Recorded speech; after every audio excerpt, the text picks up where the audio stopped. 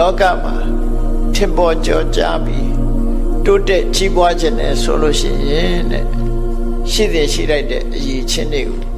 မြတ်စွာဘုရားဒီဓမ္မပရဒေသနာတော်မှာထုတ်ဖော်ဟောကြားခဲ့တာဖြစ်ပါတယ်။နံပါတ်1ကဘာလို့ဆိုဥဋ္ဌာဏစိဗ္ဗဥစ္စာတိုးတက်ခြင်းနဲ့ဆိုရင်သူများတဲ့ပို့ပြီးတော့ကြိုးစားအထောက်မှုရှိရမယ်။ဥဋ္ဌာဏဆိုတာအမြဲတမ်းတက်တက်ကြွကြွရှိနေလုံလဝိရိယကိုခေါ်တာဥဋ္ဌာဏဆိုတာနော်အမြဲတမ်းတက်ကြွနေရမယ်အမြဲတမ်းကြိုးစားရမယ်လို့ဆိုလို့စတတ်ဖို့ဆိုလဲကြိုးစားရတာပဲစီးပွားဥစ္စာရှာဖို့ဆိုလဲကြိုးစားအထက်တန်းရောက်ဖို့ဆိုလဲကြိုးစားရမယ်နံပါတ်1အဲ့ဒီကြိုးစားဆိုတဲ့အခါမှာဘာတွေလိုအပ်တော့ဆိုတတိမတော်ကိုလုတ်ပြီဆိုရင်တတိရှိဖို့တော့လိုအပ်တယ်အနုမို့ဆိုလို့ရှိရင်ကိုကြိုးစားအထောက်မှုတွေတလွဲဖြစ်သွားနိုင်တယ်ပေါ့အများရန်တတိရှိနေဖို့လိုအပ်တယ်တတိနဲ့ကြိုးစားရမယ်အဲ့တော့ဝိရိယဆိုတဲ့အတိုင်းပဲဝိရိယတစ်ခုတည်းနဲ့ကောင်းကျိုးချမ်းသာခံစားနိုင်တာမဟုတ်ဘူးတတိရှိရမယ်ပညာရှိရမယ်ကြိုးစားအထောက်မှုရှိရမယ်ဒါစုံရမယ်သူကနော်တခုတည်းနဲ့ဘယ်ဟာမှလုပ်လို့မရဘူးသို့တော့ဥဒိချက်နဲ့ပြောတဲ့အခါကြိုးစားလို့ပြောလိုက်တာဝိရိယကိုရှေ့တန်းတင်ပြီးတော့ပြောတယ်ကြည့်လေလူရဲ့စွမ်းအား၅မျိုးဆိုတဲ့မှာ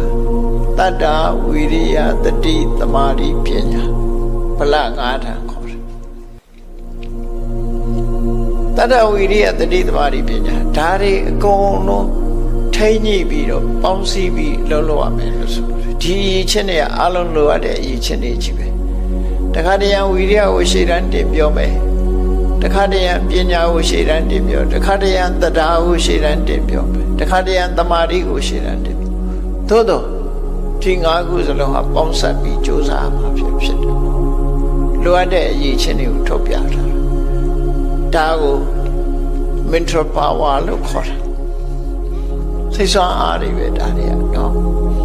တတ္တဗံဖြစ်ဖို့ရောက်အောင်လည်းဒီ power ကိုသုံးချမှာတရားထုတရားပြရခြင်းနဲ့ဒီ power ကိုပဲသုံးချအဲ့ဒီ power တွေကိုအသုံးမချနိုင်လို့ရှိရင်ဘယ်မှမရောက်နိုင်ဘူးလိမ်မြန်ကြီးကကောင်းကင်ပြန်တက်တယ်ဆိုတာသူ့ရဲ့ power ကိုသုံးချရတာနော် power ကိုသုံးချတဲ့အခါမှာအင်ဂျင်ကိုလဲတဲ့လေယာဉ်စီမောင်းတဲ့လူချက်ဆိုရင်ချက်ရဲ့ဒီလေအားလုံးကောင်းကင်မြန်ကိုကောင်းကင်ပေါ်မှာဒီလေးပင်နဲ့အရာကြီးတစ်ခုပြတ်တက်သွားဖို့ဆိုတာပထဝီနဲ့အဘောကိုလျှော့ချပြီးတော့တေဇောနဲ့ဝါယောကိုတိုးတက်အောင်လုပ်လိုက်ပြတ်တက်သွားတာပဲဒါနော်ဓာတ်ကြီးလေးပါနဲ့သွားတာပဲပြတ်တက်သွားအဲ့ဒါလိုပဲလူတွေကြီးပွားတိုးတက်ခြင်းလို့ရှိရင်တဏှာရှိရမယ်ဝိရိယရှိရမယ်တတိရှိရမယ်သမာဓိရှိရမယ်ပညာရှိရမယ်အဲ့ဒါတွေပေါင်းစပ်ပြီးလှုပ်လို့သွားရင်လူတွေရဲ့စွမ်းရည်တတိကမြင့်မားလာတယ်လို့သူတို့ပြောတယ်ဒါကြောင့်စီးပွားဥစ္စာရှာပြီးတိုးတက်ခြင်းလို့ရှိရင်နံပါတ်1ဥဋ္ဌာဏဒီကြိုးစားရမယ်ကြိုးစားတဲ့အခါမှာတတိမတော်တတိ mindfulness လို့ခေါ်တယ်တတိရှိရမယ်တတိနဲ့ကြိုးစားရမယ်လို့ဆိုလို့ဒါမှလမ်းကြောင်းမလွဲမှာဖြစ်တယ်နံပါတ်3ကျတော့အဲ့လိုကြိုးစားပြီးတော့ဘဝမှာ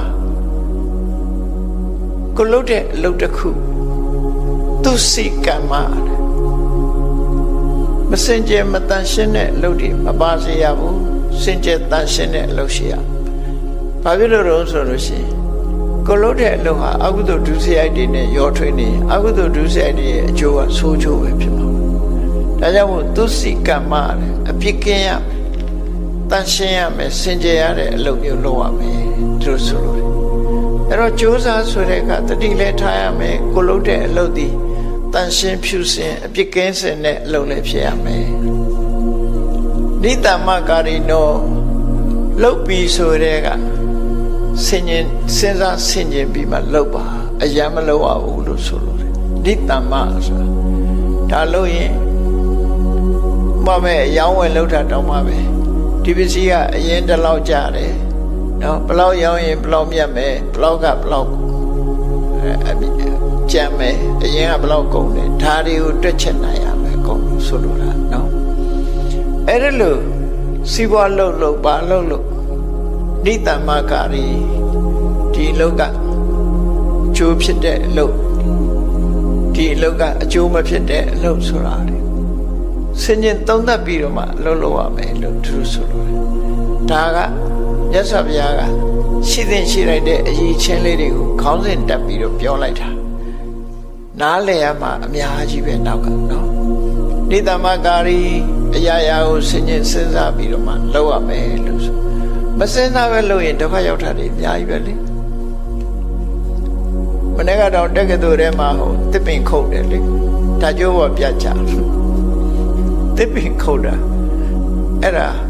တစ်ပင်ခုတ်တာဒီကိုင်းကဒါကြိုးပေါ်ကြာမယ်ဆိုတာမစင်းစားပဲနဲ့လှုပ်လို့ဒီလိုဖြစ်တာလေအောက်မှာဒါကြိုးကြီးရှိနေတာဓာတ်တိုင်လေးရှိနေတာအစရတဲ့ကဒီစင်ញင်စဉ်းစားလုပ်မယ်ဆိုရင်ဒီလိုအမှားယွင်းမျိုးမဖြစ်နိုင်ဘူးလေဘယ်ကိစ္စပဲဖြစ်ဖြစ်စင်ញင်စဉ်းစားရမယ်လို့သူဆိုလို့လေနိတ္တမကာရီအဲ့ဒါမှအရေးကြီးဒါတူနဲ့တူမတူနိုင်ဘူးပေါ့အရေးကြီး